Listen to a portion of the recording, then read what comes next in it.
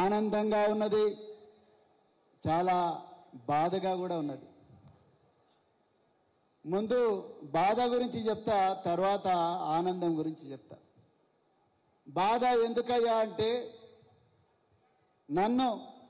నేను ఏ నల్లమల అడవుల్లో అయితే అక్షరాలు దిద్దిన్నో, ఏ నల్లమల అడవుల్లో అయితే నడక నేర్చుకున్నానో, ఆ నల్లమల అడవులల్లా నన్ను పార్లమెంటు అభ్యర్థిగా ఈ అచ్చంపేట నియోజకవర్గానికి ఇదే బర్కతుల్లా ఫంక్షన్ హాల్లో మరి ఆ రోజు బాలరాజు గారు, నేను ఇద్దరం ఇదే వేదిక మీద, నరసింహగౌడ్ గారు, ఇంకా చాలామంది నాయకులు ఉన్నారు, అందరం కలిసి ఇదే వేదిక మీద మీ అందరికీ నేను ఒక పార్లమెంట్ అభ్యర్థిగా పరిచయం అయినా. అవునా కాదా?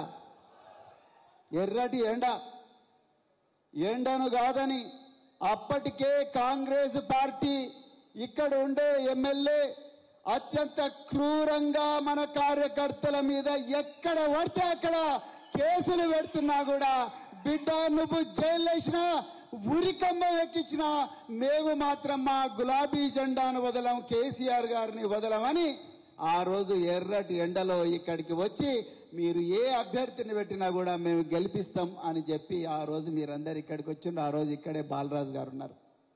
కానీ నాకు ఇలా ఎంత బాధ అవుతున్నదంటే, ఇదే హాల్లో మరి ఈ యుద్ధం కాంగ్రెస్ పార్టీ చేస్తున్న ఘోరమైన నేరాలకు, అదే విధంగా బీజేపీ కాంగ్రెస్ ను ఒక కూటమిగా మారి బీఆర్ఎస్ మీద పూర్తిగా దౌర్జన్యం చేస్తున్న ఈ పరిస్థితుల్లో బీఆర్ఎస్ పార్టీ నాయకులు, కార్యకర్తలు మీరందరూ కూడా వీరోచిత పోరాటం చేస్తున్న ఈ సమయంలో మీకు అండగా నిలబడి మీకు మార్గదర్శనం చేయాల్సిన నాయకుడు ఇలా అస్త్ర సన్యాసం చేసి వెళ్ళిపోయిండు, ఆయన గువ్వల బాలరాజు గారు.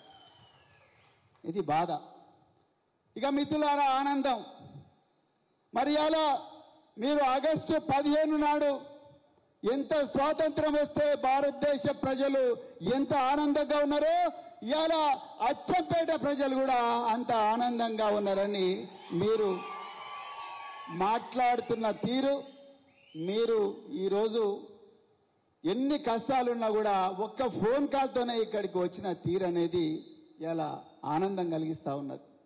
మిత్రులారా, ఈరోజు మీరు అచ్చంపేటలో పెట్టిన ఈ ఆత్మీయ సమావేశం కేవలం అచ్చంపేటకే కాదు, మొత్తం తెలంగాణ కూడా ఒక వార్నింగ్ ఇస్తున్నది. బిడ్డ, నల్లమల అంటే కేవలం పిరికి పందలే ఉండరు, నల్లమలలో చిరుత పులులుంటాయి, పెద్ద పులులుంటాయి. ఆ పెద్ద పులులే ఈరోజు కార్యకర్తల రూపంలో వచ్చిండ్రు. మీరు మీ స్వార్థాన్ని చూసుకొని మీ స్వప్రయోజనాల కోసం అవకాశవాదులుగా మారి, వెన్నుపోటుదారులుగా మారి, బయటికి పోయి తల్లి లాంటి పార్టీ మీద రాళ్ళేస్తే మేము కొదమ సింహాలమైతాం, పెద్ద పులులమైతాం బిడ్డ అని చెప్పి అలా అచ్చంపేటలో కార్యకర్తలందరూ నినదీస్తున్నారు.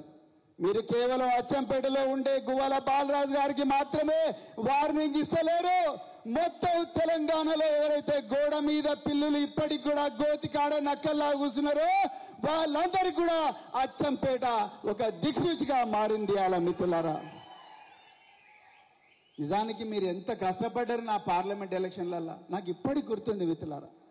మద్దిమడుగుల, పదరాల, వంకేశ్వరంల, లింగాల, బల్మూరుల, లింగాలలో అయితే రాత్రి కాంగ్రెస్ వాళ్ళందరూ వచ్చి కొట్టడానికి పోతే బీఆర్ఎస్ కార్యకర్తలు తమ చేతులనే ఆయుధాలుగా మార్చి కాంగ్రెస్ దుర్మార్గులకు అడ్డం పడ్డ రోజులు కూడా నాకు గుర్తున్నాయి మిత్రులారా. లింగాల, బల్మూర్ల, అదే విధంగా ఉప్పునూతల, అదే విధంగా చానకొండల, అదే విధంగా అచ్చంపేట పట్టణంలో, పోల్శెట్టిపల్లి గ్రామంలో ఎక్కడైనా కూడా మీరు కొట్లాడుతూనే ఉన్నారు మిత్రులారా. కొట్లాడిండ్రు, అద్భుతంగా ఓట్లు తీసుకొచ్చిండ్రు.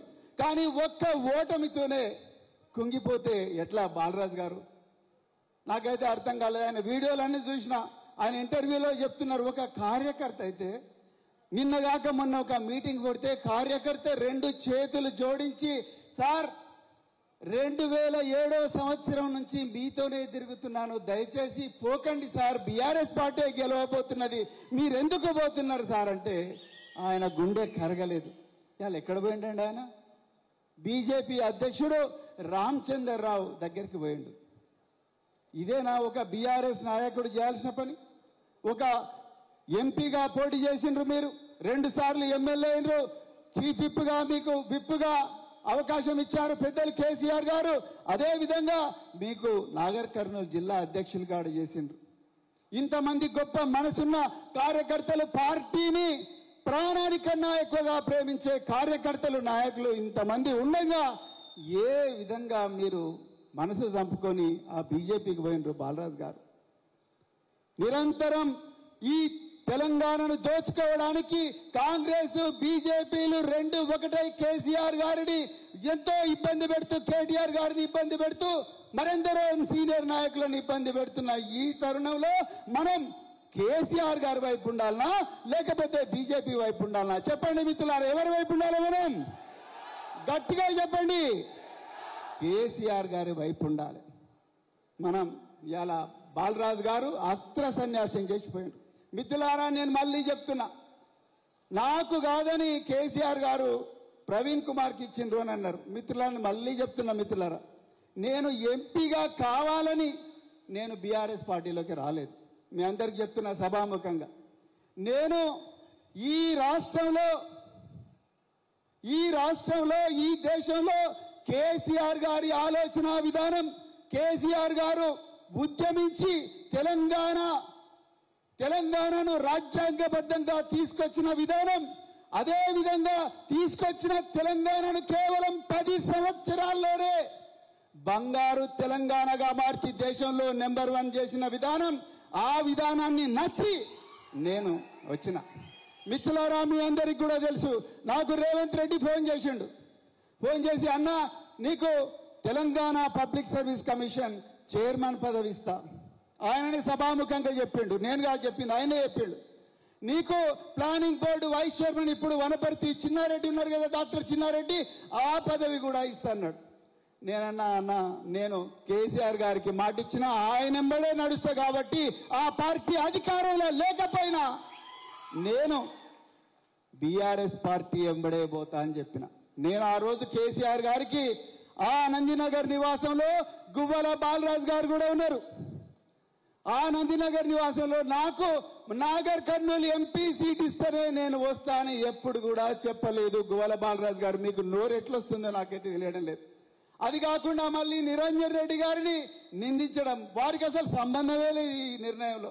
కేసీఆర్ గారు, వారికి తెలుసు 50 సంవత్సరాల రాజకీయ జీవితం, ఎక్కడ ఎవరు గెలిస్తే, ఎక్కడ ఎవరిని పెడితే ఎవరు గెలుస్తారు, గెలిచే అవకాశాలు ఎక్కువ ఉంటాయనే నమ్మకంతో వారు నన్ను ఇక్కడికి పంపించారు. మిత్రులారా, నేను ఈ పార్టీలో రెండో విషయం చెప్తున్నా, నేను ఈ పార్టీలో నాకు ఈ పదవి ఇస్తాననే నేను రాలేదు. మిత్రులారా, నేను ఈ పేద వర్గాలు, అనాదిగా అణిచివేయబడ్డ వర్గాలు, అది మద్దిబడు కావచ్చు, వట్టివారిపల్లి కావచ్చు, పదవ కావచ్చు, వంకేశ్వరం కావచ్చు, మైలారం కావచ్చు, మాచారం కావచ్చు, ఉప్పునూతలు కావచ్చు, ఈ ప్రాంతాల్లో అనాదిగా పోల్చెట్టిపల్లి కావచ్చు, జత్తి సదగోడు కావచ్చు, ఈ ప్రాంతంలో అనాదిగా అణిచివేయబడ్డ వర్గాలు, అనాదిగా సంపదకు దూరమైన వర్గాలు, జీవోత్సవాలుగా బతుకుతున్న వర్గాలు, ఈ వర్గాలు బాగుపడాలి. అంతే బీఆర్ఎస్ పార్టీ అధికారంలోకి వస్తేనే, కేసీఆర్ గారు ముఖ్యమంత్రి అయితేనే ఈ వర్గాలకు న్యాయం జరుగుతుందని నమ్మి వచ్చిన. నాకు మినిస్ట్రీ ఇవ్వాలనో, లేకపోతే నాకు ఒక పదవి ఇవ్వాలనో, లేకపోతే నాకు ఎంపీ ఇవ్వాలనో నేను రాలేదు. మిత్రులు, అవన్నీ చూసినా నేను 55 సంవత్సరాల వయసులో 7 సంవత్సరాల ఐపీఎస్ పదవి మిగిలి ఉండగానే నేను రాజకీయాల్లోకి వచ్చిన. నా మిత్రులు చాలా మంది కూడా ఇప్పుడు చాలా రాష్ట్రాల్లో డీజీపీలుగా ఉన్నారు. నా మిత్రులు చాలా మంది చాలా రాష్ట్రాల్లో డీజీపీలుగా ఉన్నారు. నేను కూడా సర్వీస్లో కంటిన్యూ ఉంటే తెలంగాణలో నాకు కూడా డీజీపీ హోదా వచ్చేది. కానీ నేను ఒక్కనే డీజీపీ అయితే నాకేం లాభం?